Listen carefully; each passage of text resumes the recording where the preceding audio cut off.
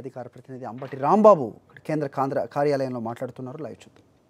50,000 ఎకరాలు 1,00,000 ఎకరాలు సేకరించి తద్వారా డబ్బు సంపాదించాలి, రియల్ ఎస్టేట్ వ్యాపారం చేయాలనే తాపత్రయంతోనే చంద్రబాబు నాయుడు గారి ప్రభుత్వం ఉన్నట్టుగా తేటతెల్లమవుతున్న దశలో ఈ రకమైన వార్తలు మరింతగా ప్రజల్ని భయపెడుతూ ఉన్నాయి. ముఖ్యంగా రాజధాని ప్రాంతంలో భూములు ఇవ్వాలనుకునే వారిని మరింతగా భయపెడుతున్నాయి.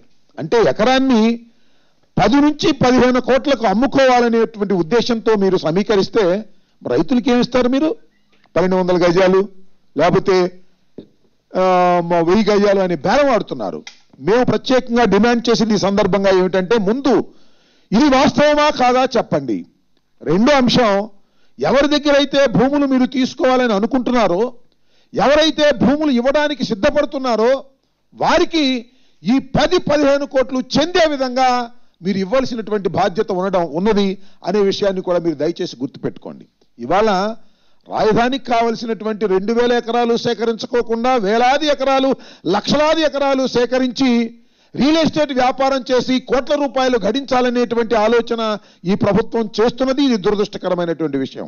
చంద్రబాబు నాయుడు గారు రాష్ట్రం విడిపోతుంది అని సూచనప్రాయంగా సిడబ్ల్యూసి ప్రకటించినప్పుడు చంద్రబాబు నాయుడు గారు ఏం మాట్లాడారు?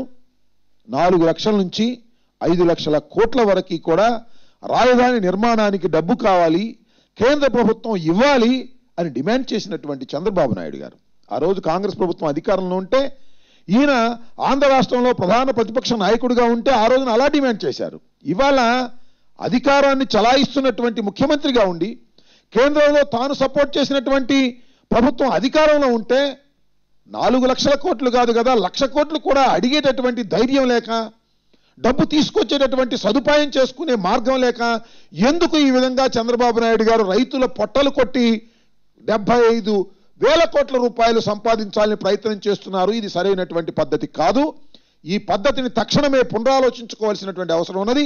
ఒకవేళ మీరు అలా అమ్మాలి అనుకుంటే ఏ అమ్మకం ద్వారా మీకు 75,000 కోట్ల రూపాయలు వస్తున్నాయో అవన్నీ కూడా ఆ ప్రాంతంలో ఉన్నటువంటి భూములు ఇవ్వడానికి సిద్ధంగా ఉన్నటువంటి రైతులకు చెందవలసినటువంటి భూమిని లేదా డబ్బుని మీరు దోచుకోవడం, ప్రభుత్వం దోచుకోవడం సరైనటువంటి పద్ధతి కాదు. ఇప్పటికీ కూడా మేము చెబుతున్నాం, ఇన్ని వేల ఎకరాలు సమీకరించడం అనేది చాలా తప్పు నిర్ణయం. ఇది కేవలం రియల్ ఎస్టేట్ కోసమే మీరు సేకరిస్తున్నారు.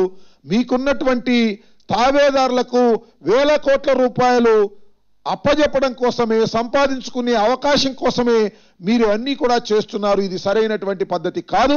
తక్షణమే దీని మీద పునరాలోచించుకోండి. ఇప్పటికి కూడా మేము చెప్తున్నాం, మీరు చేస్తున్నటువంటి భూ సమీకరణ సరైనటువంటి కాదు, దీన్ని పునరాలోచించుకోండి. మేము ఇప్పటికి కూడా వ్యతిరేకిస్తున్నాం.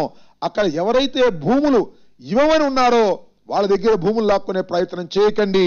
ఇస్తామనుకున్న వాళ్ళకి ఈ 15 కోట్ల రూపాయలు ఎకరానికి ఇచ్చి మీరు భూమి తీసుకోండి, అంతే తప్ప మరొక విధంగా ఆలోచిస్తే ప్రజా తిరుగుబాటు వస్తుందనే విషయాన్ని కూడా దయచేసి చంద్రబాబు నాయుడు గారు గమనించాలని కోరుకుంటూ ఉన్నాం.